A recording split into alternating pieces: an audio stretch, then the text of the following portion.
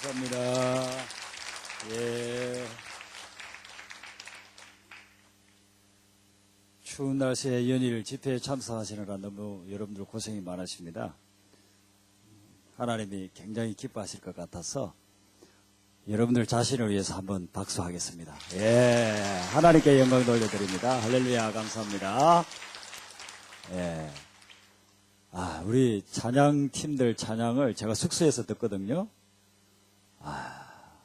너무 열정적으로 준비하시고 찬양하시고 또 성가대 찬양이 너무 멋져요. 그리고 어떻게 기도하시면서 하셨는지 설교하고 탁탁 맞는 것 같아요. 어제도 그러셨고 오늘도 그러시고 우리 수고하는 찬양팀 또 성가대원들 감사의 박수 보내드립니다. 할렐루야, 감사합니다. 네. 제가 열이 많아가지고 윗도리를 벗고 하겠습니다.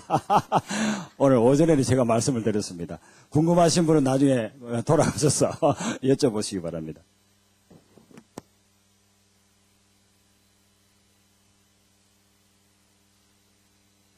제가 건강해서 열이 많은 게 아니고요. 이게 몸도 약하면서 열이 많아요. 그래서 속이 비어도 열이 나고 또 조금 설교하면은 열이 나고 막 열이 나요. 제가 17년 전에 개척할 때는 아주 그것 때문에 애먹었어요. 겨울인데도 강단에만 서면 막 열이 나는 거예요. 그러니까 설교하다가 그게 굉장히 의식이 되고 요즘은 조금 뭐 그때보다는 늙었기 때문에 연세 드신 분 앞에서 죄송합니다만은 조금 뭐 그때보다는 낫지만 여전히 그냥 강대상에 서고 하면은 막 열이 나요. 그리고 집에서도 가만히 앉아 있으면 막 열이 나요. 이렇게. 왜 체질이 어쩔 수 없나 봐요. 네. 저희 어머님께 물려받은 좋은 것인데 그런데 열이 너무 과도하게 나니까 또 그러다가 에너지가 떨어지면은 또 너무 추워요. 그리고 몸이 좀 이상해요. 저는 이것이 저에게 가시라고 생각을 합니다. 저는 교만해질 수 없는 여건들을 여러 가지를 가지고 있습니다. 절대로 교만할 수 없는. 조금만 교만하면 하나님이 약간 누르면 저는 그냥 싹 쓰러져 버려요. 어쩔 수 없어요. 사도 바울이 설교를 많이 하러 다녔잖아요. 사도행전에 보면은 3차에 걸친 선교 여행을 하면서 가는 곳곳마다 설교를 했습니다. 그리고 그것으로 부족해서 자기가 교회를 세웠던 곳, 복음을 전했던 곳, 그런 곳에 또 계속 설교 내용의 편지를 보냈어요. 설교를 많이 했고 설교를 기록으로 남겼습니다. 사도 바울이 그렇게 많은 평생 동안 설교하고 중요한 것은 기록으로 남긴 그 모든 것을 엑기스로 만들어가지고 딱 한 문장에 요약을 하면 뭐냐 하면은요. 사도행전 16장 31절에 주 예수를 믿으라. 그리하면 너와 내 집이 구원을 얻으리라. 이 한 문장이 딱 요약이 됩니다. 사도 바울이 예수님을 만나가지고 죽을 때까지 평생 전한 그 수천 번의 설교와 수많은 서신서들 그걸 다 요약을 해가지고 한 문장으로 한다면은 다른 분은 몰라요. 제가 성경을 읽고 신학을 해가지고 지금 8년째가 됐습니다. 그런데 이 38년 동안 신학을 하고 성경을 읽고 성경 공부하고 설교를 하면서 바울의 이 모든 것을 엑기스로 딱 줄이면 뭘까? 그래서 사도행전 16장 31절이라고 저는 생각을 해요. 예수를 믿으면 개인과 가정이 구원을 받는다는 것입니다. 그런데 이것을 예수님이라면 어떻게 말씀하셨을까요? 예수님이 십자가 지시고 부활하셔가지고 승천하시고 난 후에는 예수님을 주님으로 그렇게 하지만 예수님이 직접 주님을 믿으라 그렇게는 못하잖아요. 예수님이라면 어떤 말씀을 하셨을까? 그게 오늘 말씀에 보면은요 33절 하반절에 빌립을 만났을 때 하신 말씀이에요. 예수님이 빌립을 만났을 때 뭐라고 이야기하느냐 하면은 나를 따르라. 나를 따라오너라. 다른 표현은 나를 쫓으라. 영어에서는 follow me, 나를 따라오너라 그렇게 이야기하잖아요. 예수님이 야고보하고 요한을 만났을 때도 나를 따라오너라. 안드레를 만나도 나를 따라오너라. 베드로를 만나도 나를 따라오너라. 마태는 세리였죠. 요즘으로 치면 세무서 직원이었어요. 그 세무서 직원 좋은 직장 앉아 있는데 나를 따라오너라 합니다. 나를 따르라. 그 사람 따라가지고 예수님의 제자가 된 거죠. 오늘 빌립에게 예수님이 그런 거예요. 나를 따르라. 여러분, 저는 우리 믿는 사람들이 중앙교회 성도님들은 진짜 잘 믿고 있는 것 같아요. 제가 이렇게 보니까 예수님을 너무너무 잘 믿는 분들이 많으신 것 같아요. 그런데 이제 기독교 역사가 100몇십 년이 돼 가니까 1885년도에 기독교가 들어오지 않았습니까? 그래서 이제 130년이 넘어가죠? 그렇게 되는데 이 정도의 기독교 역사를 가지면서 기독교의 그 초창기에 복음의 진수를 상실해버리고 빛과 소금이 되지를 못하니까 너무 창피스러워요. 그래서 제가 어떤 경우에는요, 어디 가가지고 목사라고 하기가 힘들어요. 누가 나를 목사로 알까봐 두려워요. 제발 몰라줬으면 좋겠어요. 왜냐하면요, 너무 목회자들의 권위가 떨어져 버렸어요. 그 권위는 누가 다른 사람이 떨어뜨린 게 아니에요. 불교 신자가 떨어뜨린 것도 아니고, 무신론자들이 떨어뜨린 것도 아니고, 공산주의자들이 무슨 김정은이가 파견한 그런 간첩들이 떨어뜨린 것도 아니고, 목회자를 스스로가 떨어뜨려 버렸어요. 그래서 너무 부끄러워요. 장로님들이 이야기하다 보면요, 조금 이렇게 한두 시간 같이 이야기하다 보면요, 꼭 나오는 메뉴가 한국교회 목회자의 그 부정적인 부분들이 나와요. 너무 창피해요. 그리고 또 매스컴을 보면은 장로님들이 또 나와요. 좋은 일로가 아니라. 제가 잘 아는 교회 목사님, 그 교회 목사님 너무 잘 아는, 제가 TV를 보다가 놀래 자빠지는 겁니다. 불신자가 볼까봐. 불신자가 다 보고 있잖아요. 8시 뉴스, 9시 뉴스에 나오는데. 저보다 그 부분에 대해서 여러분들이 더 잘 아실 겁니다. 너무나도 창피스럽고 너무나도 고통스러워요. 한국교회가 왜 이렇게 됐을까?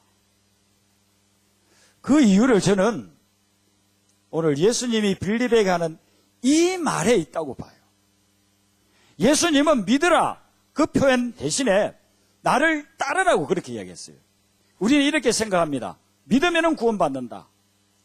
마음으로 믿어 의에 이르고 입으로 시인하여 구원에 이른다. 그래서 내가 믿고 입으로 시인하면 구원을 받는다고 했는데, 그래서 사람들이 그렇게 이야기합니다. 나 예수 믿어. 그리고 나서 세상에 가가지고는 아무렇게 살아도, 내 마음대로 살아도, 전혀 예수 냄새가 나지 않고 세상 방식으로 살아도 나는 구원받는다라고 생각하고 있습니다. 여러분은 어떻습니까? 그런 사람이 구원을 받을 수 있겠어요? 예, 강력하게 아니에요 하시네요. 예. 여러분, 예수님을 믿는다라고 하는 것은 예수님 말씀으로 따지면 예수님을 따라 사는 거예요. 예수님을 모델로 삼아가지고 예수님이 가자는 곳에 가고 예수님이 머무라는 곳에 머물고 예수님이 하라는 것을 하는 게, 그게 예수님 믿는 거라는 것입니다.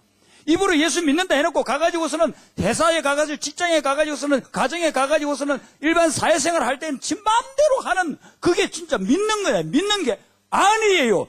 한국교회가 지금 그 혼동을 하고 있는 것입니다. 예수 믿는다고 해가지고 입으로만 그렇게 하고 나중에는 마음대로 살아가는 거, 그게 예수 믿는 게 아니고요. 여기서 고백이라는 단어가 나오는데 이 고백은 뭐냐 하면은요, 예수님 시대에 주인이 있고 노예가 있잖아요. 이 노예가 저에게 몇 년 동안 있다가 이 한기채 장군님 수하러 가게 됐어요. 그러면요, 그날 고백을 해요. 한 장군님, 오늘부터는 제가 장군님을 주인으로 모시겠습니다. 그러면은요, 소속이 완전히 달라져 버려요. 저는 전혀 타치할 수 없고, 그날부터 한기채 목사님의 수하에 들어가가지고 한 장군이 죽으라면 죽어야 돼요. 살아라면 살고, 가라면 가고, 오라면 오고. 그게 바로 믿음의 컨페션, 고백이라니까요. 고백을 하는 순간 자기 소속과 자기 신분이 완전히 달라져요.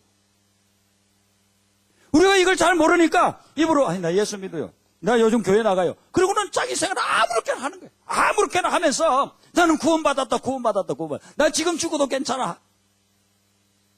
그래서 어떤 말까지 나오느냐 하면은 아유 그 뭐 젊어서 예수 믿어가지고 무슨 뭐 헌금하고 교회 가서 헌신하고 그렇게 자유를 잃어버리고 살아가기보다는 내가 죽기 전에 딱 그냥 예수 믿고 천국 가면 좋겠다. 여러분 왜 그런 말이 나옵니까? 예수님을 믿어가지고 이 세상에서 누릴 수 있는 그 엄청난 평안과 기쁨과 그 축복을 모르니까 그런 말을 하는 거예요. 그런 사람만큼 불쌍한 사람이 어디 있어요? 예수 믿어고 구원은 받았어. 죽기 전에 구원을 받았다고 치자고요. 예수 믿어가지고.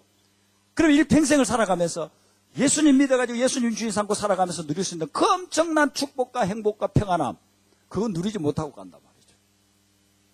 예수님을 믿는 것은 예수님을 철저히 따르는 것인 줄로 믿으시기를 바랍니다. 예수님 말씀이에요. 예수님을 따르라. 나를 따라오너라. 그러면요, 그때부터 내가 따르겠습니다 하면 예수님이 가는 대로 가는 거예요. 예수님이 술집에 가면 예수님이 술집에 가는 대로 따라가겠지만 예수님이 술집에 안 가면 그 전에 진짜 술집에 갔어요.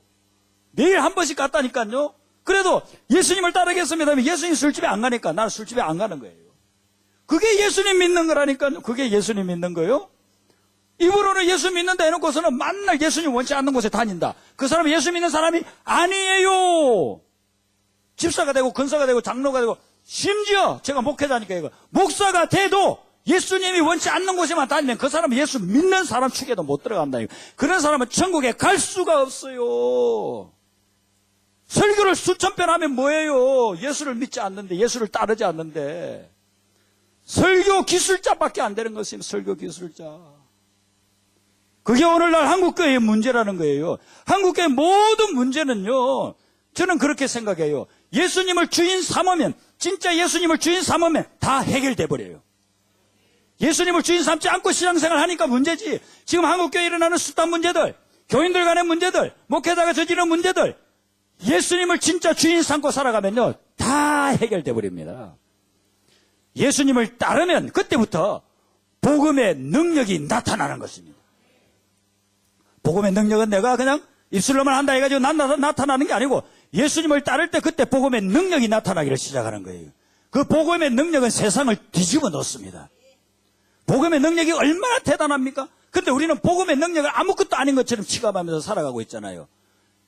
저는 교회 다니기 전에요, 예수 믿는 사람들 보면은 교회 나가고 싶지가 않았어요. 왜 그러냐면요, 맨날 우중충해가지고 얼굴에는 핏기도 없이 그냥 슬픔에 젖어가지고 그렇게 살고 있는 거예요. 그러면서 제가요, 교회를 나가고 나니까 그게 아니더라니까요. 진짜 기쁘더라니까요. 너무 기뻐가지고요, 저는 집에 들어가지 않고 교회에서 만날 잤어요. 교회가 너무 좋아가지고 새벽에 종소리 들리면 그때는 종치지 않았습니까? 차이매를 울리면요, 일어나가지고 새벽에 기도하고 학교 갔다가 와가지고 교회에서 살았다니까요. 예수님 너무 좋은 거예요. 그렇게 좋은 예수님을 왜 우중충하게 믿느냐? 왜냐? 예수님이 진짜 주인이 안 되니까 그러더라고요. 근데 예수님을 주인으로 삼으니까 놀라운 능력이 나타나기를 시작하는 거예요. 제가 중학교를 졸업하고요, 고등학교 가기 전에 겨울 방학이지 않습니까?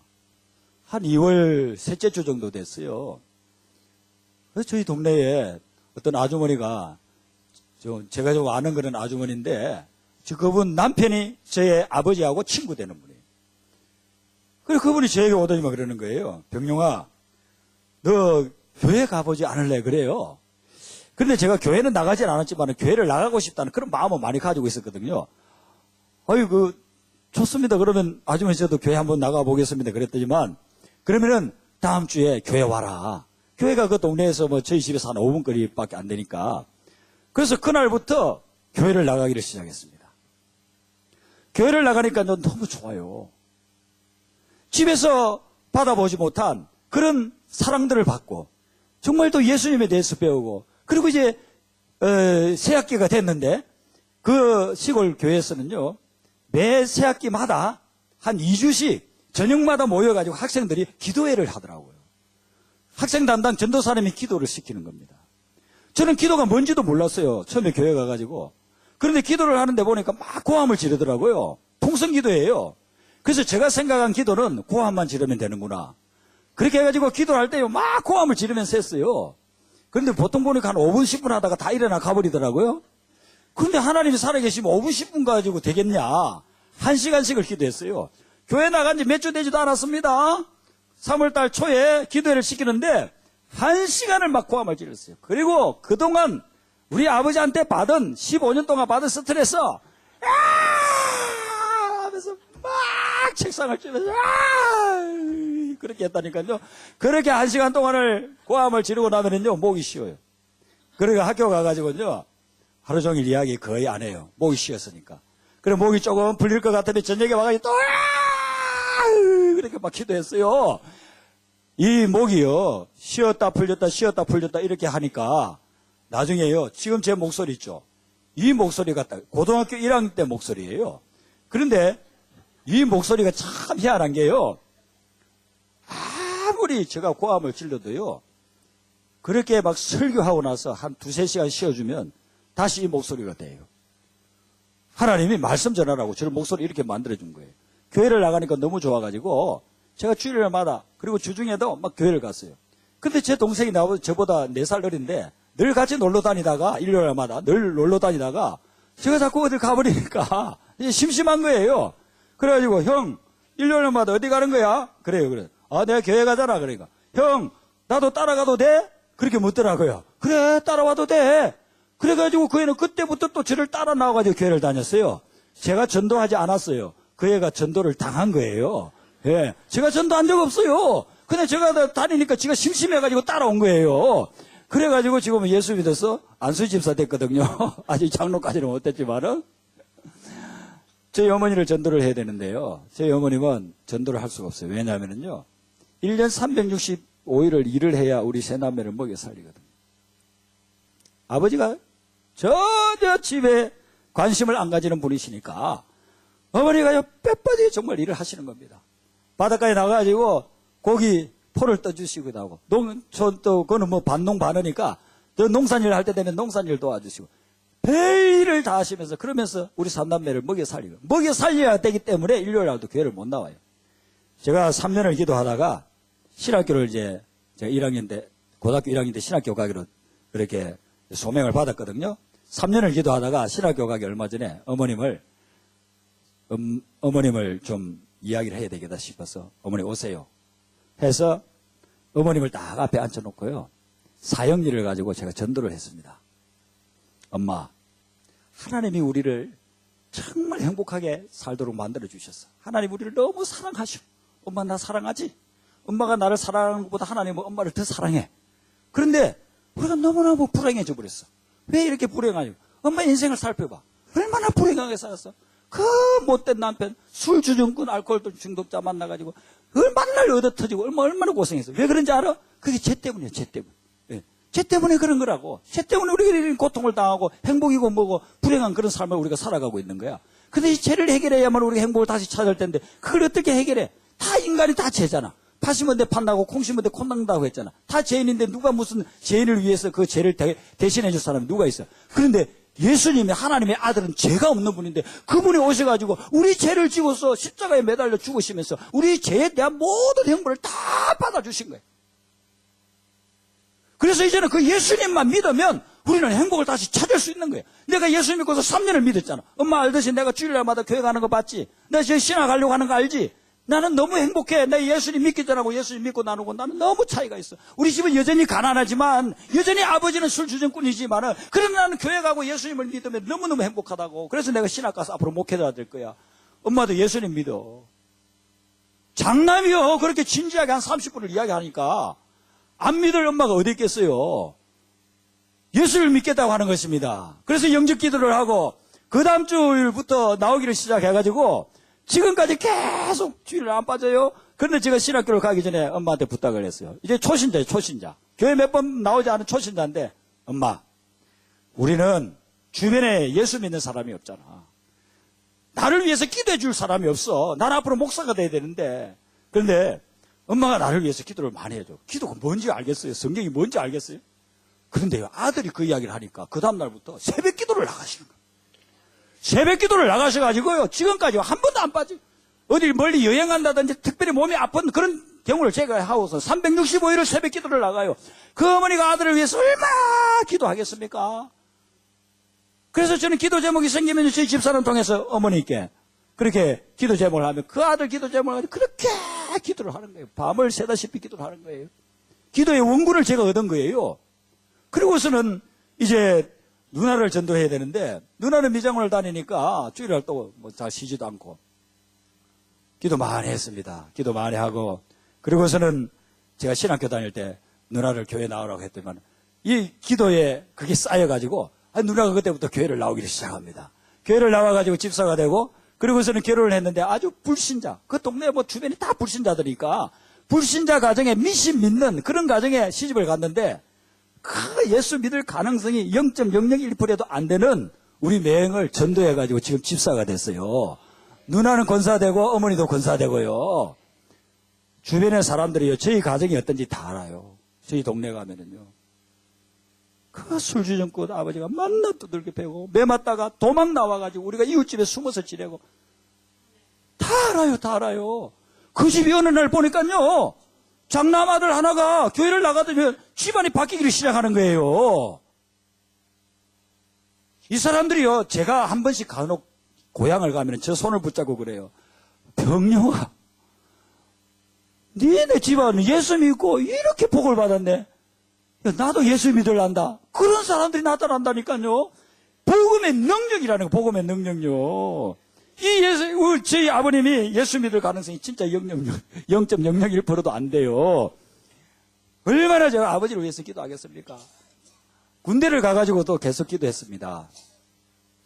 그런데 군대를 갔는데 제가 몇 개월 이렇게 복무를 하고 있는데 집에서 연락이 왔어요.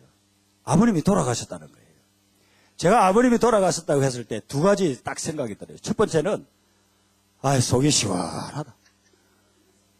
나를 그렇게 괴롭히던 사람이 없어졌으니까 속이 시원하다. 제가 불효막심하지만 제 생각이 그랬어요. 너무나도 우리 가족에게 고통을 주신 분이기 때문에. 두 번째는요. 우리 아버지가 구원받고 가셔야 되는데 그렇게 가셨으니 구원을 못 받았는 거 아닌가. 그렇게 해가지고요. 고향으로 갔습니다. 차를 타고.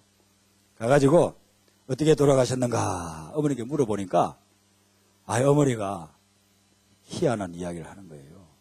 저희 아버님이 돌아가시기 전날 저희 어머니를 부르더래요. 그러면서 내가 평생 너를 너무 괴롭혔다. 다 용서해다오. 그러면서 그 병령이가 나가던 교회 목사님 좀 불러와. 목사님이 바쁜데도 마지막 숨을 거두는 분이 오라고 하니까 다 제쳐놓고 온 겁니다. 그 목사님 앞에 목사님 제가 너무 많은 죄를 지었습니다. 제가 예수님 믿어도 될까요? 예수님을 믿고 병석에서 세례를 받고 목사님이 너무 감동을 받아가지고 교회장으로 해가지고 장례를 다 치러줬어요. 저는요 저희 아버지 구원 못 받고 갈 줄 알았어요. 그런데도 제가 못 믿었습니다. 그렇게 했다 해도 못 믿었어요. 그래서 몇 년 동안을 우리 아버지가 평생 교회도 안 나가고 예수도 안 믿고 가족들 그렇게 괴롭히다가 마지막에 그러면 예수 믿겠다고 세례받아고 그래 뭐 구원 받아? 저는 이렇게 생각을 했어요. 그리고서는 어느 그 목회자들 세미나 하는 데를 갔습니다. 근데 강사가 이렇게 막 강의를 하고 중간에 한 20분 정도 휴식 시간을 줘요. 그런데 그 순간에 제가 무슨 생각이 나느냐면은 갑자기 오래전에 돌아가신 아버지 생각이 나면서 우리 아버지가 천국에 갔을까? 그런 생각이 들면서 한 번도 드려보지 않은 이런 기도를 드렸어요. 하나님, 우리 아버지가 지금 어디에 계신지 저에게 좀 보여주세요. 그랬어요. 저는 뭐 한상을 보고 그런 사람이 아니거든요. 그런데 그 많은 뭐 몇백 명의 목회자들이 세미나 하다가 이제 휴식 시간이니까 거의 다 나갔어요. 저 혼자서 거기에서 앉아가지고 하나님, 우리 아버지가 어떻게 됐을까요? 우리 아버지가 지금 천국에 있습니까? 지옥에 있습니까? 하나님 좀 저에게 보여주세요. 제가 그 기도를 했어요. 그런데요, 그렇게 눈을 감고 기도를 하는데 이렇게 환상이 나타나요. 환상이 나타나는데 예수님이 이렇게 서 있고 저희 아버님이 예수님 발밑에 이렇게 엎드려 있는데 예수님이 이렇게 손으로 잘 감싸고 있는 그런 환상이 보인 거예요. 그 환상을 보고 나서 저는요, 우리 아버님이 마지막에 그렇게 회개한 걸 하나님이 받으셨구나. 천국에 가 계시구나. 그렇게 저는 확신을 갖게 되었어요. 그 이후에 그런 한상 한 번도 지금까지 안 나타나요. 그때 유일하게 제가 왜 그런 기도를 또 들었는지도 모르겠어요. 근데 제가 그 부분에서 의심을 가지고 있으니까 하나님께서 저에게 그것을 보여주신 거예요. 네 아버지가 마지막에 그렇게 내 종을 불러다 놓고 회개한 거 내가 받았다. 그가 예수를 믿는다고 했기 때문에 그는 천국에 있다. 그 환상을 저에게 보여주신 거예요. 예수를 믿음으로 인해 가지고 저희 가정이요 완전히 바뀌었습니다. 복음의 능력이 아니고서는 일어날 수 없는 일이 일어난 거예요. 하나님께서 그런 놀라운 일을 일으킨 거예요. 제가 예수 믿기 전에는 저희 가족들, 저희 친척들 중에 예수 믿는 사람 아무도 없었어요. 저희 큰 어머님은 지리산 그 산중턱에서요 무당입니다. 유명한 무당이에요. 그런 무당 집안이라니까요, 저희 집이. 그런데 제 혼자 예수, 그것도 우연히 이웃에 사는 그 아주머니 따라가가지고 예수님을 만났는데, 오늘 예수님이 빌립에게 이야기하는 것처럼 나를 따라오너라. 그래서 예수님을 만나러 갔는데, 제가 예수님 만남으로 인해서 지옥 가정이 천국 가정으로 바뀌게 돼버린 거예요. 저희 어머님이 너무너무 고통스러웠어요. 아버지 때문에 너무너무 고통스러웠어요. 우리 삼남매 어릴 때에 재워놓고 죽으려고 그 한려수도 절벽에 가가지고 그 떨어지면요 그 시신이 쫙 대마도 앞에서 찾아야 돼요. 이수진 장군이 노랑 대첩한 거 있죠. 그게 저희 동네예요. 물살이 얼마나 셌으면 이수진 장군이 그걸 이용해가지고 그 외국 외선을 갖다가 일본 군함들을 그렇게 침몰시킬 수 있었겠어요. 물살이 얼마나 빠른지 몰라요. 거기에 떨어져 죽으면 시신이 저 대마도 앞바다 가서 찾는다니까요. 그런 곳에 가가지고요, 그 난간에서 서가지고서 떨어지려고 한 적이요, 여러 번이었대요. 근데 떨어지려고 하면은 우리 세 남매가 눈앞에 보이더래요. 내가 죽으면 이 새끼들은 어떻게 사나, 이 새끼들은 어떻게 사나. 그래가지고 죽으러 갔다가 돌아서고, 죽으러 갔다가 돌아서고, 그렇게 몇 번이나 했던 분이에요. 그 어머니가 요즘 가면 뭐라고 하는지 아세요? 병영아 너무 좋다. 내 예수 믿고 나니까 너무 좋다. 내가 그때 죽었으면 이렇게 좋은 세상 어떻게 보노? 복음의 능력이 나타나니까 지옥 가정이 천국 가정으로 바뀌더라고요. 예수를 따른다는 것은요, 위대한 능력이 나타나는 것입니다. 예수님을 따른다는 것은 우리의 삶에 놀라운 변화가 일어나는 것입니다. 그러니까 저는 복음을 전하러 다니는 거예요. 교회를 개척하고 개척하는 게 뭐 어떻게 그렇게 쉽습니까? 요즘처럼.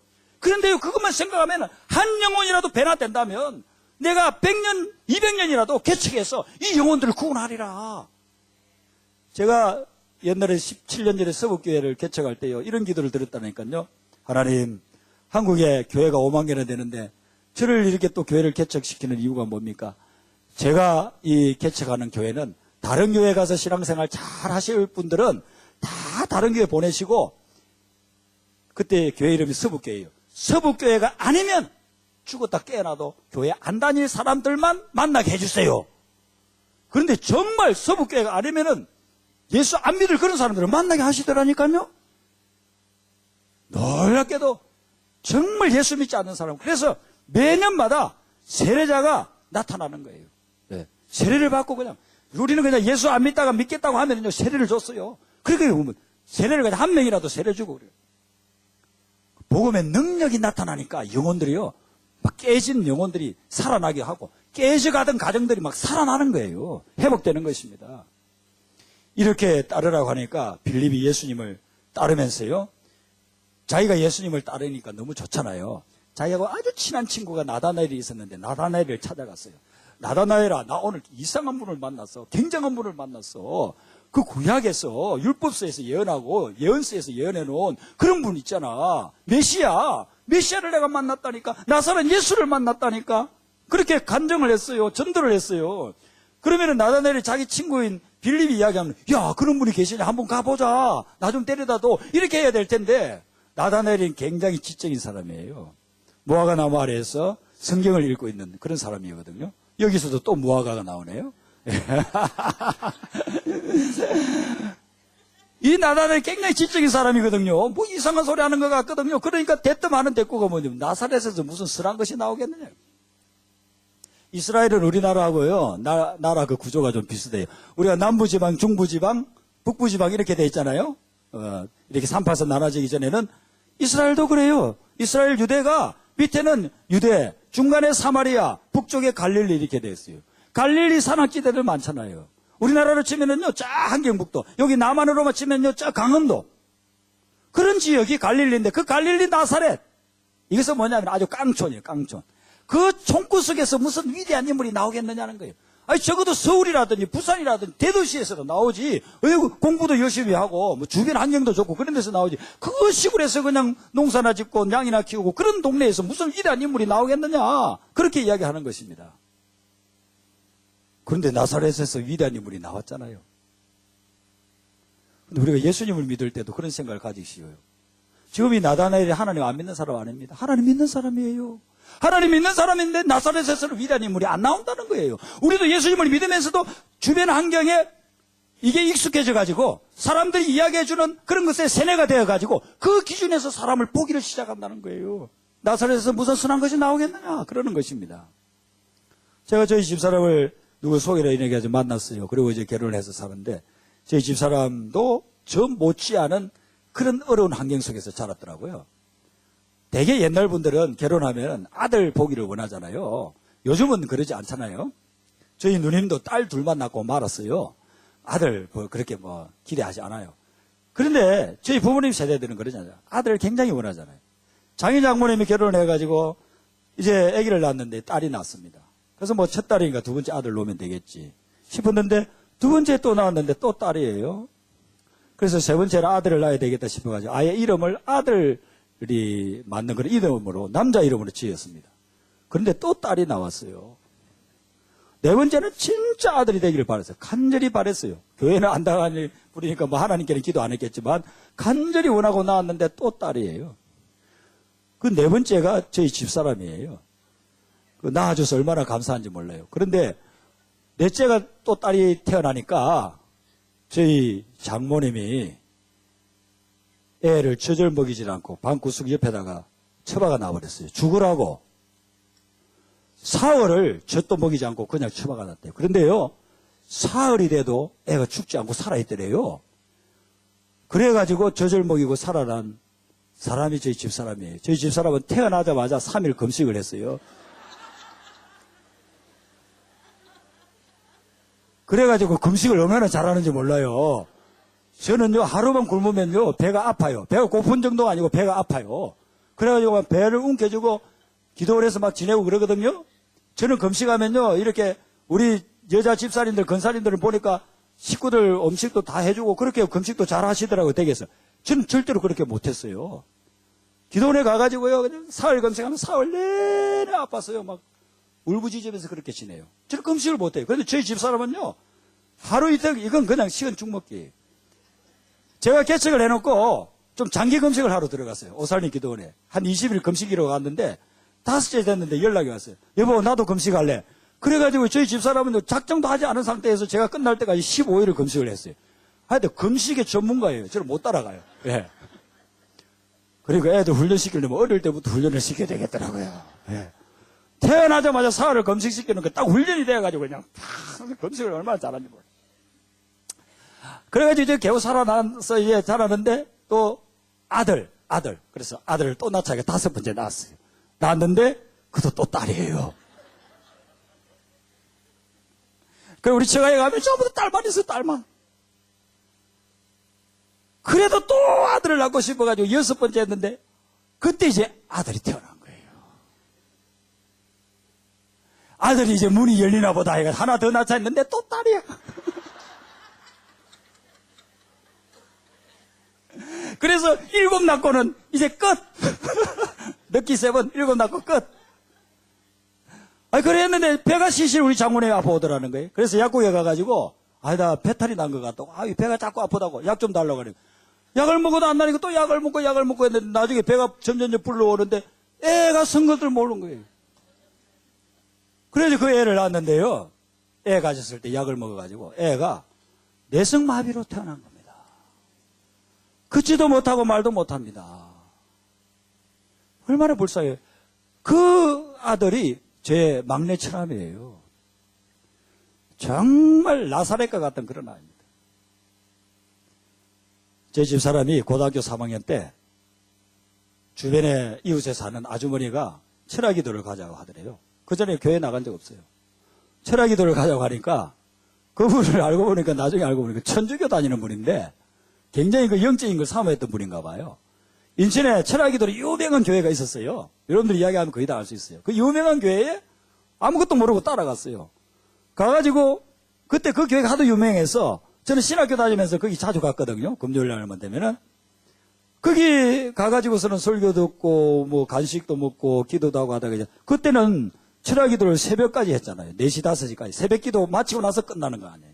새벽기도 마치고 한 5시 정도 이제 기도할 사람 기도하고 가시고 그리고 자유롭게 기도하세요. 그렇게 이제 하고서 기도를 들어가는데 저희 집사람 처음 교회 가가지고 그 철학기도를 갔는데요. 갑자기 기도를 들어가는데 주여하고 기도를 들어가는데 갑자기 입이 털어지면서 자기도 알지 못하는 말이 나오면서요. 그때부터요 주체를 못하게 눈물 콧물 나오면서 가족을 위해서도 기도가 나오고 특별히 막내를 위해서 기도가 나오고 기도를 실컷 하고 보니까요 아무도 없더래요. 그리고 청바지를 입고 갔는데 청바지가 다 거의 다 찢어질 정도로 얼마나 자기 무릎을 치면서 기도할 때는 몰랐는데 나중에 보니까 그냥 양쪽 무릎에 버렇게 멍이 들 정도였대요. 성령 체험을 한 거예요. 첫날 가가지고. 그날 성령 체험을 하고 나서 그 다음에 가까이 있는 교회 스스로 간 거예요. 감리교를. 가가지고 등록을 하고 새벽 기도를 하기 시작하는데 그때부터 제일 많이 기도하는 게 우리 막내를 위해. 하나님 우리 막내를 살려주세요. 막내를 치유해 주세요. 긋게 하여 주시고 말도 하게 하여 주시고 새벽마다 가지고 기도를 했어요. 그런데 신기하게 몇 달을 기도하면서 지나니까 이 애가요 점점점 긋기를 시작하는 거예요. 그리고 말도 조금씩 하기 시작하면서 다른 사람들하고 통하는 거예요. 돈이 있으면 장애인 학교라도 보낼 텐데 돈도 없는 가난한 집안이니까 그냥 일반 학교를 보냈어요. 그래서 은은한 말을 가지고 그래도 고등학교를 나왔습니다. 직장을 얻어야 되는데 누가 뭐 채용을 하려고 합니까? 여전히 뭐 조금 나아지기는 하지만 여전히 그냥 몸이 불편하고 언어도 불편하니까 누가 써줄지를 안 해요. 그런데 식자재를 하는 분이 이 애를 한번 써보겠다고 그랬어요. 그래서 식자재 가가지고 운반을 해줍니다. 그걸 갖다가 운반을 해주고 이렇게 가만히 보니까 애가 너무 착하고 성실하잖아요. 그러니까 어디 김밥집에 가가지고 우리 식자재 좀 사주세요 이렇게 하면은 우리 쓰는 데 있다고 하고 나서 나중에 보면 너무 불쌍하게 보이니까 총각 다시 와봐. 그래 얼마에 줄 거야. 그걸 조금 더 싸게 해주면 그래 그러면은 다음 주부터 우리한테 이렇게 보내줘. 그렇게 해가지고요 손님들이 점점 확보가 되는 거예요. 이 식자재 가게가 굉장히 성장을 한 겁니다. 그래서 이 주인이 이제는 자기가 다른 그런 사업을 해보겠다고 식자재 가게를 갖다 남한테 넘겨주려고 하는데 자기 친동생이 그걸 달라고 하는데도 주지도 않고 저희 막내처럼 불쌍하다고 성실하다고 착하다고 다 넘겨주고서는 뭐라고 이야기하냐면 이자 안 줘도 돼. 원금만 네가 돈 벌면 갚어. 그런 조건으로 준 거예요. 이 애가 이제 사장이 된 거예요. 졸지에. 조그마한 식자재지만은 사장이 됐어요. 사장이 되어가지고서는 그런 손님들을 계속해서 확보해 나가가지고 여러분 고등학교밖에 안 나오고 몸도 불편한데 거기에 대학을 나온 아이들이 와가지고 일하겠다고 직원으로 써달라고 지금 10몇 명이 일을 하고 있거든요. 제가 물어봤어요. 매출이 얼마 정도 되느냐. 지금 거의 매월 5억 정도 매출이 된다는 겁니다. 이 친구가 한 7년 전에 그렇게 해가지고 자기 사업을 가지고 있을 때 몸이 불편하니까 누가 시집을 오겠다는 사람이 없어요. 그래서 저희 집사람은 그럴 때마다 이제 하나님 앞에 떼쓰는 것밖에 없잖아요. 하나님 앞에 기도를 하는 거예요. 저희 집사람이. 하나님 우리 막내 이렇게까지 하나님께서 그래도 치유도 해주시고 사업체도 주셨는데 좀 배필 만나게 해주세요. 믿음 좋고 천사 같은 자매 주세요. 믿음 좋고 천사 같은 자매 만나게 해주세요. 그렇게 막 기도를 했어요. 기도를 했는데 제가 개척한 교회에 누가 전도를 받아가 왔어요. 근데 그 자매가 뭐 새벽 기도도 나오고 저는 애도 없고 결혼 아직 안 한 사람 그냥 새벽 기도도 나오고 그렇게 열심히 해요. 저희 집사람한테 딱 걸렸어요. 그래가지고 저희 집사람이 딱 찍고서는 믿음 좋지 천사같이 성격도 좋고 마음도 너무 좋고 그냥 너무 마음에 든 거예요. 그리고 저희 처남하고 생각해보면 저한테 한 번 이야기하는데 이렇게 보니까 저희 처남하고는 이게 안 돼요, 안 돼요. 이 자매가 너무 조건이 좋은 거예요. 그런데 우리 집사람은요, 천한 생각밖에 안 하는 거 봐요. 그래가지고서는요, 막 밀어붙이는 거예요. 몇 개를 기도하더니만은, 이제 내가 그 자매를 한번 만나봐야 되겠다. 만나서 뭐 할 거냐 하니까, 내가 그냥 기도하면서 받은 대로 한번 이야기해보겠다는 거예요. 그래가지고 그 자매한테 가가지고요, 내가 몇 달 전부터 기도를 했는데, 기도하면 할수록, 우리 막내하고, 자매하고 이렇게 맺으면 참 좋겠다는 생각이 든다. 그러니까 자매가 한번 기도를 해봐라. 그랬어요. 근데 이 자매가 싫다고 하지도 않고, 몸도 불편하고, 뭐 말도 좀 오느라고 그렇게 다 이야기해도, 그래요. 제가 한번 기도해보겠습니다. 그러더니만은, 기도를 해보고 와가지고서는 한번 만나보겠다는 거예요. 그래서 만났는데, 서로 마음이 통해버렸잖아요. 그래서, 중매는 저희 집사람이 하고, 주례는 제가 쓰고, 다 했어요, 그냥. 그래서 결혼을 시켰어요. 6년 전에 아들을 하나 낳았습니다. 지금 그 아이가 이제 유치원, 초등학교 가야 돼. 이 친구가요, 제가 이번에 개척하러 나온다니까, 지난번에 17년 전에 개척하러 나올 때는 제 동생이 도와줬다고 했죠? 이 친구가 우리가 개척하러 나온다니까, 매형, 그 나이에 개척을 해 얼마나 고생하려고. 매형, 너무너무 힘들 텐데 하면서, 매형 내가 차를 하나 사드리겠다고. 차 사줬어요. 교회 이제 또 집을 얻어야 된다니까 보증금 해줬어요. 그리고 식자재를 하니까 식자재 없는 게 없어요. 그거 한번 가면요, 쌀 몇 포대, 햄 한 박스, 라면 2박스, 실어 올 데가 없어요. 실어 올 데가 없어. 그거 싣고 오면 몇 달을 먹어요. 그래서 지금 아직 제가 살아있는 거예요. 나사렛이라고 하는 그 아이가, 무시하는 그 아이가, 지금은요, 형제 자매를 다 먹여 살린다고요. 다 먹여 살리고 있다니까요. 그 막내, 몸도 불편한 그 아이가요, 형제 자매들을 다 먹여 살려요, 지금. 제 처제도 지금 막 굉장히 어렵게 사는데, 그렇게 다 먹여 살리고 있다니까요. 여러분, 하나님의 눈으로 보면, 나사렛에서 선한 것이 나오는 줄로 믿습니다. 이게 하나님의 능력이요, 복음의 능력인 줄로 믿습니다. 이 나다나엘이 그렇게 핀찬을 주니까 빌립이 싹 물러나는 게 아니에요. 우리는 되게 그러잖아요. 전도하러 가가지고 누가 다 그냥 면전에서 박대하면은 그냥 물러나 버리잖아요. 그런데 오늘 빌립을 보세요. 빌립은 물러나질 않고 뭐라고 이야기합니까? 와서 보라. 우리 기독교는 와보라 종교인 줄로 믿습니다. 기독교는 체험의 종교예요. 기독교는 와서 체험을 해보면 달라져요. 예수를 모르고 있는 이 사람에게 뭐 다른 이야기하고 와서 보라, 예수님을 한번 만나봐라. 여러분, 저는 그렇게 생각합니다. 사람들이 예수님이 어떤 분인지를 몰라서 안 믿지, 예수님 진짜 어떤 분인지를 알면 예수 믿지 않을 사람이 아무도 없다. 저는 그렇게 생각합니다. 예수님을 모르고 사단이 그냥 연막 쳐놓은 거, 그런 것 때문에 제대로 모르기 때문에 예수님을 못 믿지, 예수님이 어떤 분인지를 제대로 알면 그분이 하나님의 아들이고 그분을 믿으면 우리가 죄 용서함을 받고 구원을 받고 영생을 얻는다는 이것을 알게 되면요, 예수 믿지 않을 사람이 아무도 없다 이거죠. 빌립은 그걸 알기 때문에 와보라라고 했습니다. 그래서 왔잖아요. 예수님을 만났습니다. 예수님 만나가지고 이야기를 해보니까 진짜 이분은 메시아예요. 하나님의 아들이고 우리의 구세주라는 걸 알게 된 거예요. 그래서 나다나엘이 예수님을 믿게 되었습니다. 그때 예수님이 하신 말씀이 뭡니까? 50절 마지막 부분에 보세요. 믿느냐? 이보다 더 큰 일을 보리라. 할렐루야. 이번 집회에서 주제로 삼은 말씀입니다. 우리가 믿으면, 우리가 예수님을 따라가고 예수님을 진짜 의지하면 위대한 일이 일어나게 되는 줄로 믿습니다. 여기 앉아 계신 여러분들 스스로가 그 정인 아닙니까? 여러분들이 위대한 일을 경험하지 않았습니까? 오늘 여기 더 큰 일이라는 것은 영어에서 위대한 일이라고 해요. 위대한 일이라고 했어요. 위대한 일이 일어난다는 것입니다. 제가 우리 한 목사님하고 신학교 같이 들어갔잖아요. 저는 우리 한 목사님을 보면 부러운 게 참 많아요. 얼마나 잘생겼습니까? 영화배우 뺨칠 정도죠. 다른 목사님들도 그런 이야기 많이 하죠. 예, 그죠? 예, 이제 당연한 말로 받아들이시네요. 예. 지금도 잘생겼지만 그때는 진짜 잘생겼어요. 예, 잘생겼죠. 한번 웃으면은요, 신학교 여학생들이 다 넘어져요. 다 넘어져요. 예. 그냥 가만히 있어도 잘생겼는데, 싹 웃으면은 신학생, 여학생들이. 아, 내가 신학교 오기를 잘했구나. 아, 저 사람을 볼 수 있다는 게 영광이구나. 예. 재능도 많고, 예. 아주 지혜롭고. 그 기숙사 들어갔는데, 우리 한 목사님은 416호, 저는 415호, 바로 옆방이었어요. 그래서 참 가까이 지냈고, 제가 어려울 때 또 항상 위로를 해줬어요.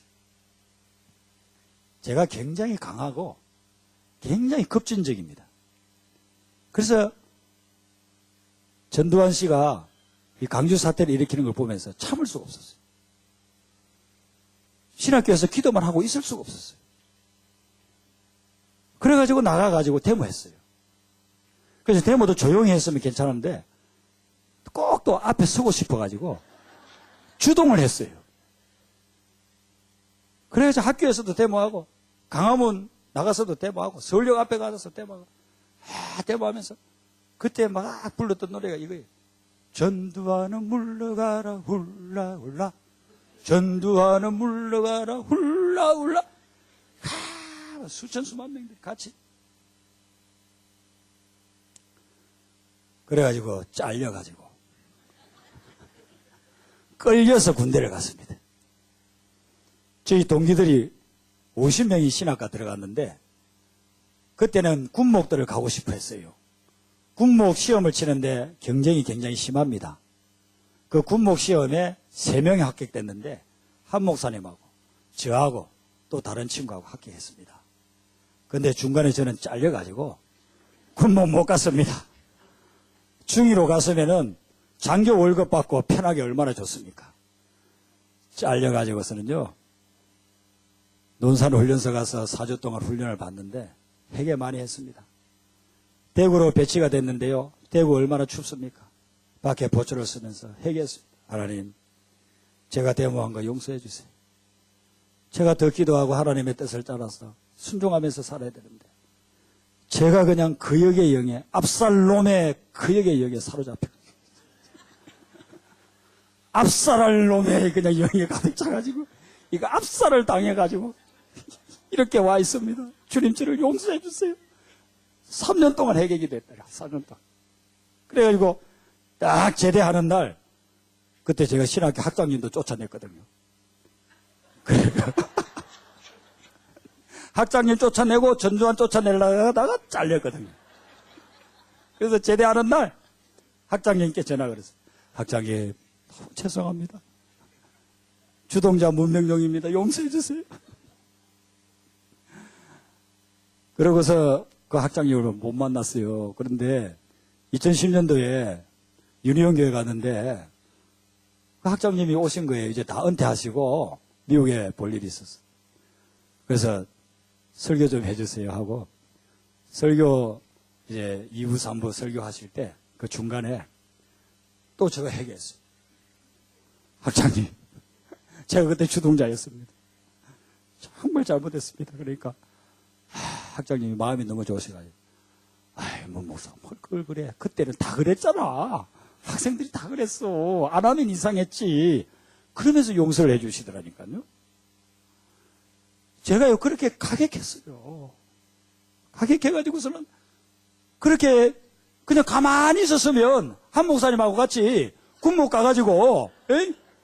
지금 그냥 한 목사님처럼 저도 몇천 명 목회하고 있을 거 아니에요. 그놈의 데모를 해가지고 그때부터 그 역에 영이 들어가니까요. 하나님이요 안 풀어주시더라. 저를 막 훈련을 시키는 거예요. 순종하게끔. 제가 얼마나 회개했는지 몰라. 하나님 앞에. 주님이 세운 주의 종을 넘어뜨리고 몰아내고. 제가 못된 놈이에요. 제가. 진짜 못된 놈이에요. 예, 다 찍어가지고 전 세계로 유튜브에 다 퍼뜨리시기 바랍니다. 저는 못된 놈이에요. 예. 그래가지고 우리가 신학교에서 같이 공부했어요. 근데 신학교에서 오전 강의를 듣고요. 이제 기숙사 식당에서 밥을 먹고 나면 그냥 또 앉아서 공부를 하면은 건강에 안 좋잖아요. 그래서 그 뒤에 산이 있어요. 조그마한 산이 있어가지고 그 산을 이제 한 바퀴 돌고 와요. 또 중간에서 서서 이렇게 보다가 그래서 산 중턱에 올라가가지고요. 입학하고 한 몇 개월 됐을 때예요. 이렇게 앉아서 앞을 보니까 그때는 국제공항이 김포공항이었어요. 근데 그 부천에서 보면요. 김포공항에 비행기가 떴다 내렸다는 게 다 보여요. 엄청나게 큰 보잉 747이 쫙 떴다가 쫙 내렸다가 보이는 거예요.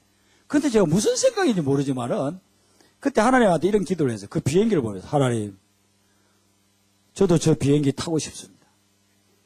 촌놈이 뭐 아무것도 없고 깔아내가지고 식권도 사 먹을 돈이었어요. 그때 450원에 450원 식권이에요. 그 식권도 없어가지고 굶고 있으면 교수님이 주기도 하고 서울에 있는 친구가 주기도 하고 그래요. 먹고 살면서 하는 말이 하나님 저도 저 보잉 747 타고 전 세계에 다니면서 복음 전하게 해주세요. 그래서 제가 그날부터 그 기도예요. 전신 때만 되면 올라가가지고 딱 중턱에 앉아가지고 하나님 저 보잉 747 타고 전 세계로 다니면서 복음 전하게 해주세요. 그 기도를 언제까지 드렸느냐 하면요. 데모하다가 잘릴 때까지 드렸어요. 한 2년 드렸어요. 제가 3학년 때 잘렸으니까 1학년 때 중간에부터 2년을 그렇게 드리고 군대 갔어요. 그리고서 잊어버렸어요. 데모하다 잘린 놈이 무슨 뭐 보잉 747이고 무슨 전 세계고 뭐 있냐. 이제는 포기. 그리고 그 기도 안 했어요. 그리고서는 군대에 가가지고 군생활 다 마치고 와서 나머지 남아있는 1년 반 마치고 그리고 뭐 또 대학원 가고 또 강남에 있는 교회 가서 전도사하고 그렇게 했는데요. 그 기도를 2년 딱 드렸습니다. 2년 드리고 잊어버리고 저는 그 기도 또 안 해요. 그런데 한 11년이 지났을 것 같아요. 11년이 지났는데 제가 보잉 747을 타고 태평양 상공을 나르고 있는 거예요. 결혼을 해가지고 제 아내하고 애도 둘이 생겨가지고 아들 딸하고 그 보잉 747을 타고 태평양을 건너는데 2년 동안 드렸던 기도가 딱 생각이 나는 거예요. 아하, 나도 잊어버리고 안 하는 기도인데 2년 동안 매일같이 점심때마다 드린 그 기도를 하나님이 응답하셔가지고 보잉 747을 타고 저를 미국으로 옮기고 있는 겁니다. 미국에 가가지고요. 카자흐스탄, 러시아 가서 복음 전합니다. 또 한국에 다시 개척하러 와가지고 중국에 심양에 운남에 어디 가가지고 그 지하교회 막 지도자들에게 일주일씩 막 성경 공부 시키고 옵니다. 제가 그때 2년 딱 전신 때마다 잠깐씩 드린 그 기도를 하나님이 딱 들으신 거예요. 네가 믿음이 있느냐? 내가 이루어준다. 그리고서는요. 제가 외국에 나가서 산 시간이 7년, 4년 해가지고 11년입니다. 11년을 외국에 떠돌아다니면서 복음 전하게끔 하나님이 하시더라고요. 여러분이 이번 집회에 하나님 앞에 순수한 마음을 가지고 믿음을 심으시기를 바랍니다. 믿느냐? 더 위대한 일을 보리라 하는 것입니다. 제가 그 미국에 있으면서 카자흐스탄에 갔다가 한 3주 정도 전도 선교 여행을 했어요. 그 선교사님하고 그 선교사님은 저에게 문 목사님 카자흐스탄 와서 선교 좀 합시다. 그러는 분이에요. 그래서 제가 선교사님 알겠습니다. 이번에 제가 3주 동안 러시아 카자흐스탄을 거기 가서 현지인들에게도 설교도 하고 만나도 보고 이렇게 대화도 해보면서 하나님이 부르시면 나 선교사로 가겠습니다. 그래서 그 선교사님이 굉장한 기대를 가지고 저를 갖다가 그쪽으로 이제 초청을 했어요. 제가 가가지고 그 선교사님하고 러시아도 가고 카자흐스탄을 가면서 또 카자흐스탄에서 또 지방으로 막 가고 해가지고 쭉 다니면서 하나님 앞에 하나님 저를 부르십니까 안 부르십니까? 부르십니까 안 부르십니까? 응답이 없어요. 그리고 유럽 쪽에서 미국으로 가려면 대서양을 건너야 되잖아요. 대서양을 이제 건너오는 것입니다. 3주가 지나고 건너오면서 제가 하나님 앞에 기도해서 하나님 저를 선교사로 불러주시면 참 좋겠는데요. 근데 왜 안 부르시죠? 그렇게 하는데 하나님이 제 마음속에 뭐라고 이야기하시느냐 하면요. 너는 선교사가 될 자격이 없어. 너는 선교사를 지원하고 후원하는 목회자가 되라. 그 마음을 딱 주시는 거예요. 그래서 제가 더 이상 선교사 되겠다고 하지 않았습니다. 그때 하나님 앞에 기도했어요. 알겠습니다 하나님. 그러면 제가 앞으로 목회를 하면은 선교사들을 후원하는 그런 교회를 목회를 하겠습니다 했습니다. 그리고 나서 몇 년 후에 한국에 들어가지고 개척을 하면서 이제 제가 개척을 하니까 선교해야 되잖아요. 하나님께 그렇게 기도했어요. 하나님, 이 교회가 자립하면 그달부터 선교하겠습니다 했어요. 지금 지하에 제가 말씀드린 것처럼 지하에 들어가지고 개척하는데 하나님 앞에 기도해서 하나님, 이 교회가 자립하면 그날부터 제가 바로 선교를 하겠습니다. 그렇게 선포를 했습니다. 그랬는데요, 첫 달이 지나고 나서 그때는 재정을 담당할 분이 아무도 없잖아요. 제가 다 해야 되잖아요. 재정을 딱 수입 지출을 해보니까요, 첫 달 딱 지났는데 흑자예요. 남는 거예요. 그래서 몇 명 교인들, 그때 전도한 몇 명 교인들 앉혀놓고 내가 이런 기도를 드렸습니다. 그런데 후원해 주는 분들도 있고 해가지고 우리 헌금은 조금 부족하지만 후원해 주는 분들도 있고 해가지고 이렇게 헌금이 남게 됐으니 우리가 이 남은 것만큼 선교를 합시다. 해가지고 그 이집트에 있는 선교사님하고 또 중앙아시아에 있는 선교사님하고 2명을 시작을 했습니다. 그렇게 한 선교가 나중에 1년, 2년 지나니까 5명을 지원하고 10명을 지원하고 10년이 지났을 때 한 40명을 지원하게 됐어요. 그런데 이제 저희들이 상가에 있을 때에 어느 선교사님이 저에게 연락이 왔어요. 아, 여기 러시아 우즈베키스탄, 옛날 러시아죠. 우즈베키스탄에 교회가 이 땅이 한 5, 600평 되고 건물도 있는데 여기에 교회를 세우면 참 좋겠다는 거예요. 그런데 돈이 없으니까 한번 목사님 기도해보라고 그래요. 저희들은 상가에서 월세 주고 있는데 거기다가 교회를 세우라는 거죠. 그래서 목사님 얼마나 듭니까 하니까 한 1,000만 원이면 된다는 거예요. 근데 그때 1,000만 원은 뭐 저희들에게 크죠. 근데 기도했습니다.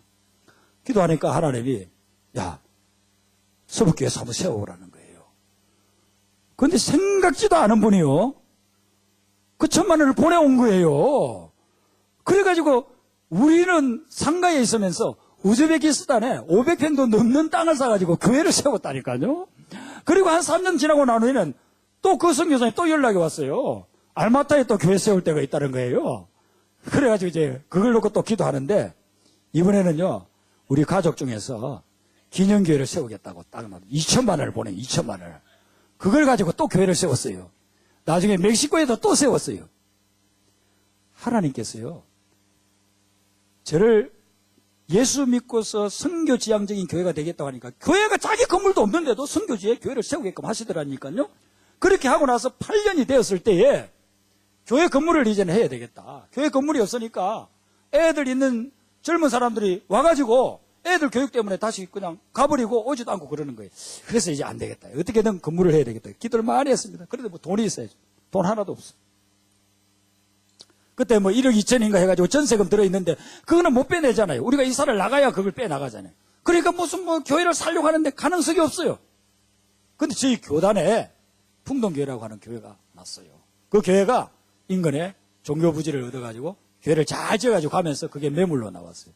얼마냐고 물으니까 20억을 달래요. 20억이 어디서 나오겠습니까? 2천만 원도 구할 수가 없는데. 그때부터 기도로 들어갔습니다. 하나님, 하나님이 주시기로 한 거면 이 교회를 저희에게 주시옵소서. 그리고 기도를 했습니다. 그래서 어떤 분이 또 역사하시고 해가지고요, 결국 인테리어하고 다 해서 그걸 이제 조금 깎고 인테리어 비용 들고 해가지고 거의 20억이 들었어요. 그걸 결국은 이제 인수를 했는데요. 인수를 하고 난 후에 제가 하나님 앞에서 이렇게 기도를 하니까 하나님이 어떤 감동을 주느냐 하면, 너희들이 지하에 있고 상가에 있으면서도 선교를 했기 때문에 내가 이 건물을 너희들에게 선물로 준다. 그런 마음이 드는 거예요. 저희들이 선교했으면 얼마나 했겠습니까? 뭐 선교지에 그거는 1,000만 원, 2,000만 원이면 교회 세우는 거예요. 그거 다 해봐야 얼마나 되겠습니까? 뭐 한 10년 했다고 치도 한 8년 그때 했는데 8년 했는데 뭐 2억, 3억 했겠어요? 하나님께서 10배, 10몇 배를 주신 거예요. 그걸 주신 겁니다. 그리고 나서 6개월이 지났는데 교회 옆에 있는 부동산에서 와가지고 그러는 거예요. 이 교회가 지금 땅값이 많이 올랐습니다. 그래요. 저희들이 들어갈 때는 경의선, 단선이었습니다. 그런데 그 주변이 개발이 되면서 복선이 되고 전철역이 교회에서 5분 거리에 세워지면서 땅값이 배로 올라버린 거예요. 만약에 우리가 1, 2년 늦게 했더라면 살 수도 없어요. 하나님이 정확한 타이밍에 하나님께서 우리가 감당할 수 없는 것을 그대로 주신 거예요. 저는요, 이 복음의 능력을 이렇게 체험을 하니까 하나님의 복음을 전하지 않을 수가 없어요.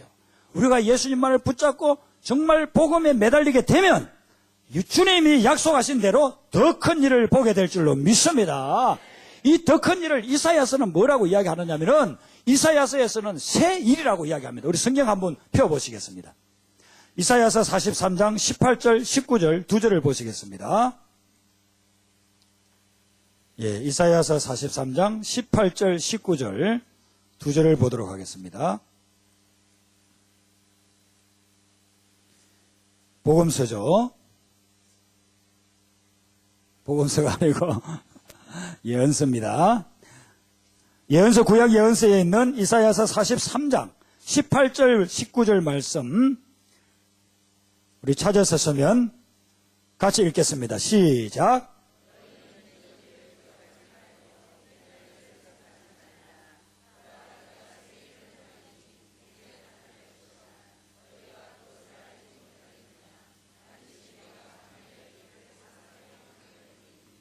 아멘.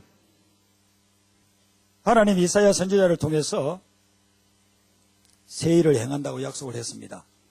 이 말씀을 여러분들이 받으시고 받은 대로 이루어지기를 바랍니다. 그런데 새 일을 이루기 전에 조건이 있습니다. 이게 아주 중요합니다. 새 일을 이루기 전에 조건이 뭡니까? 18절에 보면 이전 일을 기억하지 말고 옛날 일을 생각하지 말라. 이건 뭐냐 하면요, 이전 일이나 옛날 일에 끌려다니지 말라는 거예요. 이거 생각이 안 납니까? 왜 생각이 안 나요? 생각하지 말라, 기억하지 말라고 해서 생각이 안 나고 기억이 안 납니까? 내가 생각 안 해야지, 기억 안 해야지 한다 해가지고 생각이 안 나고 기억이 안 납니까? 하나님 그거 다 알아요. 여기 다 생각나고 기억난다는 거 다 알아요. 그런데 왜 이전 일을 기억하지 말며 옛날 일을 생각하지 말라고 하냐 하면은 옛날 일을 이전 일에 끌려다니지 말라는 거예요. 현재 우리가 살아가면서도 얼마나 옛날에 일어났던, 이전에 일어났던 일에 끌려다니고 살고 있습니까? 주님께서는 그걸 끊어야, 거기에 끌려다니지 말아야 내가 네 인생의 새 일을 이루어 주겠다는 거예요. 남에게 들었던 그런 순한 말, 남에게 당했던 억울한 일, 다른 사람에게 당했던 상처들, 거기에 더 이상 끌려다니지 마시기를 바랍니다. 그래야 우리 주님이 위대한 일을 여러분의 삶에 이룰 수가 있다는 거예요. 심리학에서요, 환각의 다리라는 말이 있어요. 이 환각의 다리라고 하는 것은 뭐냐면요, 사고를 다리를 잃었어요. 다리에 병이 나가지고 다리를 절단할 수밖에 없는 사람이 있어요. 그래서 다리를 잃었어요. 다리가 분명히 없어요. 다리가 없는데 생각 속에서 항상 다리가 있는 걸로 생각이 되는 거예요. 그래서 일어서다가 그냥 넘어지고, 넘어지면서 아, 내가 다리가 없지. 어떤 데는요, 다리가 간지럽다고 자다가 막 긁어요. 없는 다리를 막 긁고 있다니까요. 심지어는요, 막 통증이 와요. 다리에 통증, 발가락에 막 통증이, 지금 다리도 없는데 발가락이 어디 있어요. 그런데 막 통증이 오는 거예요. 그걸 심리학에서 환각의 다리라고. 이미 없는 것인데 계속해서 따라다니는 거예요. 계속해서 집착하는, 계속해서 끌려다니는 거예요. 고통도 느끼고 통증을 느끼고 힘들어하고 괴로워하고. 원래 얼마나 많은 사람들이 영적으로 환각의 다리에 그렇게 집착해서 살아가고 있는지 모릅니다. 우리 예수님을 믿어도 마찬가지입니다. 여러분이 이번에 환각의 다리를 다 끊어버리시기를 바랍니다. 환각의 다리를 다 잊어버리시기를 바랍니다. 더 이상 끌려다니지 마시기를 바랍니다. 그래야만 그때부터 우리 주님께서 새 일을 이루신다는 거예요. 하나님이 여러분을 위해서, 여러분의 가정을, 여러분의 자녀를 위해서 원대한, 위대한 일들을 지금 계획을 해놓고 있어요. 더 위대한 일, greatest thing, 더 위대한 일을 갖다 계획을 해놓고 있어요.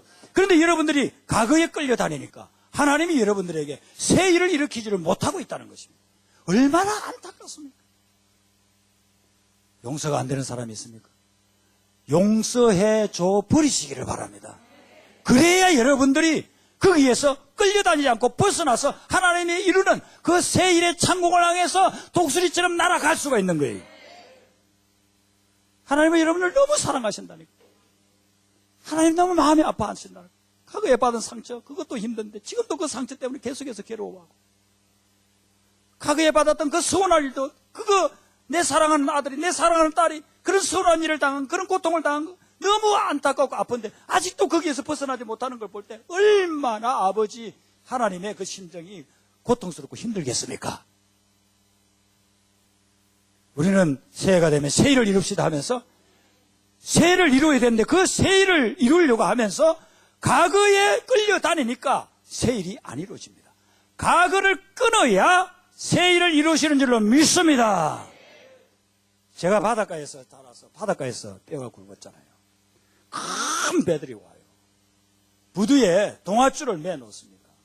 동아줄 두께가요, 그냥 어른들 팔뚝 몇 배 됩니다. 그런 동아줄로 그 항구에다가 메어놔요. 그러면 그 배가요, 아무리 시동을 걸고 나가려고 해도 못 나갑니다. 무엇 때문에? 동아줄 때문에. 동아줄이 딱 잡고 있기 때문에. 그 배가 나가려고 하면 제일 먼저 해야 될 게 뭐냐면요, 동아줄부터 풀어요. 닻을 내렸던 거 올려요. 그리고 시동을 걸면요, 그 배는 태평양을 건너서 미국 LA까지 왔다 갔다 합니다. 오늘날 하나님이 여러분들에게 가능성을 줬어요. 능력을 주셨다니까요. 태평양을 건널 수 있는 능력을 줬다니까요. 그런데 동아줄이 묶여 있다니까요. 과거에 받았던 상처 때문에, 과거에 들었던 서운한 일 때문에, 과거에 당했던 억울한 일 때문에 그거에 끌려서 다닌다니까요. 그래서 세일을 못하는 것입니다. 십자가 아래서 다 끊어버리시길 바랍니다. 그걸 여러분들이 잊어버려요. 그걸 기억하지 말아야 하나님의 세일을 이루시는 것입니다. 우리 바닷가에 거기는요, 사람들이요, 전부 다 마지막 인생 사는 사람들이 맨날 술 먹고. 그래서 저는 예수 믿어도 유행가 잘 불러요. 왜냐하면 어릴 때 하도 유행가를 들어가요.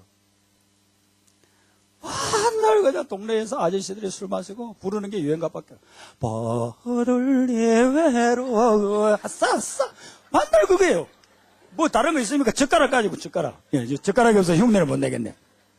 젓가락 가지고 버들리 외로워 아싸라비야 두망강 푸른 물에 아싸 맨날 제가 목사라고 흉보아도 괜찮아요. 제가 어릴 때 그 정도밖에. 저는 비천한 나사렛 출신이에요. 예. 그런 남자들 맨날 술 마시는 정도가 아니라 맨날 술 처먹어요. 술 처먹고 맨날 두들겨 패니까 어떻게 여자가 사느냐고요. 제 친구 엄마들은 이제 다 도망가 버렸어요. 그러면 제 친구 아버지는 술 먹고 저녁 되면요, 잊어야지 어차피 떠난 사람 이러는 거예요. 그래 밤새 그래요. 밤새 이제 자기 때문에 떠나간 마누라 생각하면서. 그런 인간에게 누가 돌아오겠어요. 나라도 안 돌아오지. 그래서 저는요, 저희 집사람하고 이야기할 때 나는 100% 여자 편이다. 100%. 난 남자지만은 100% 남자 그런 꼬라지 해가지고 어떻게 누가 같이 사느냐고. 잊어야지 해놓고 그러면 그렇게 밤새도록 불렀으니까 이제 그 다음날부터 잊어버렸을 거 아니에요. 그 다음날 되면요, 또 6시 정도 되면 술 먹고 와가지고 잊어야지 맨날 그래요. 여러분 이게 잊어지냐, 잊지를 않는 거예요. 그러니까 변화가 없고 그러니까 마누라가 도망가 버리는 거예요. 잊으려면 잊고 정리할 건 적고 끊을 것은 끊어버려야 그 아내가 이제 소문 듣고 당신 남편 변화되었다더라. 그런 소문 들리면 다시 올 수도 있는 거 아닌가. 맨날 술 처먹고 맨날 잊어야지 하면서 잊지도 않고 맨날 그렇게 살아요. 나중에 병 들어가지고 전부 다 요즘으로 치면 암이죠. 그때는 뭐 암인지 뭔지도 모르고 그렇게 그냥 젊은 나이에. 우리 친구 아버지는 젊은 나이에 거의 다 죽었어요. 저는요, 이 신앙생활하고 목회를 할수록 요즘은요, 성경 말씀이 진짜 진리구나. 한자 한자에 진리가 들어있어요. 저 놀랜다. 와, 진짜구나. 진리구나. 야, 이런 말씀을 2000몇백 년 전에 기록을 해 주시다니. 끌려다니면 세일이 이루어지지 않습니다. 그러나 그걸 끊어버리면 놀라운 일들이 일어납니다. 여러분 여기에서 이전 일과 옛날 일이 구체적으로 뭔지 아세요? 이 이전 일과 옛날 일은 이스라엘 백성들의 출애굽 사건을 이야기해요. 자, 출애굽 사건은 나쁜 일이 아니잖아요. 좋은 일이잖아요. 안 좋은 일도 여기 포함되지만 대표적인 게 출애굽 사건이에요. 출애굽 사건 대단한 일입니다. 430년 동안 종살이 하던 사람들이 하나님의 역사로 말미암아 해방됐어요. 자유함을 얻었어요. 8.15 해방보다도 이거는요 10배, 20배 더 기적적인 사건이에요. 얼마나 이스라엘 백성들은 자부심이 있겠습니까? 야, 우리에게 출애굽을 허락해 주신 하나님. 성경을 보세요. 출애굽이 안 나오는 데가 없어요. 너무나도 출애굽이 중요하기 때문에. 그런데 오늘 이사야 선지자가 뭐라고 이야기하느냐면 출애굽을 기억하지 말며 출애굽을 생각하지 말라. 왜요? 출애굽과 비교가 안 되는 새 일을 내가 행하겠다 이 말입니다. 어떻게 비교가 안 되는지 한번 보시겠습니다. 우리 본문으로 다시 돌아가가지고 요한복음 1장 51절을 한번 보세요. 요한복음 1장 51절, 1장 51절 우리 마지막으로 한번 더 읽어보겠습니다. 시작. 또 이르시되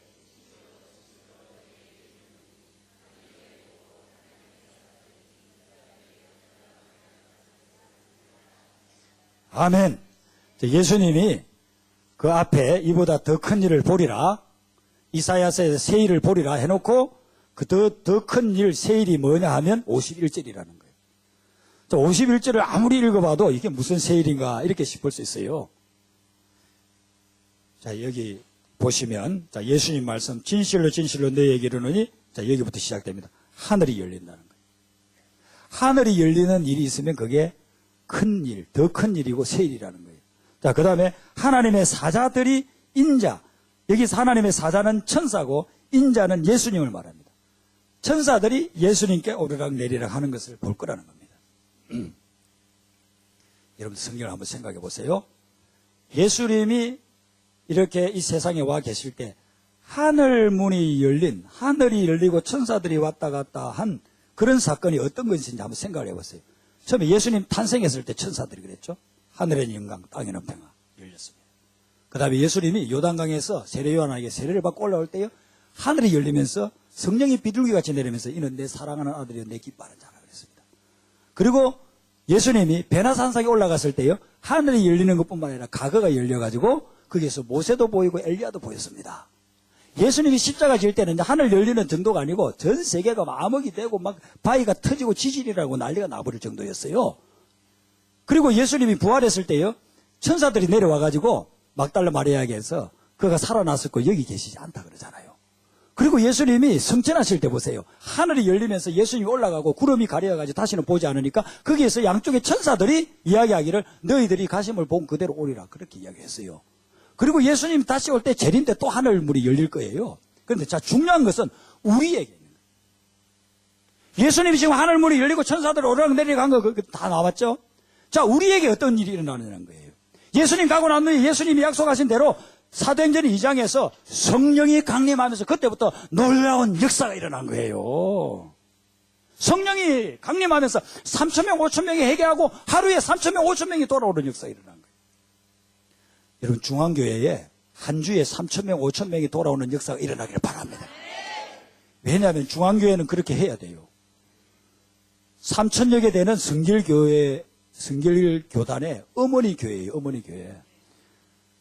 다른 보통 교회가 그냥 한 가지 일이 일어나는 거하고 여기 중앙교회에서 한 가지 일어나는 일이 일어나는 거예요. 엄청나게 그 영향력이 달라요.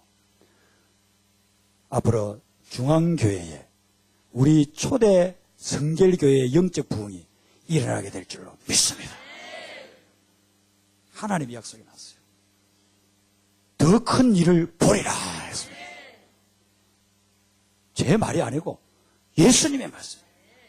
이렇게 믿음을 가진 믿음의 그냥 용사들이 모여서 한 해를 시작하면서 기도하면서 한다면, 그리고 하나님 앞에 믿음을 심는다면 더 위대한 일들이 일어나게 될 줄로 믿습니다.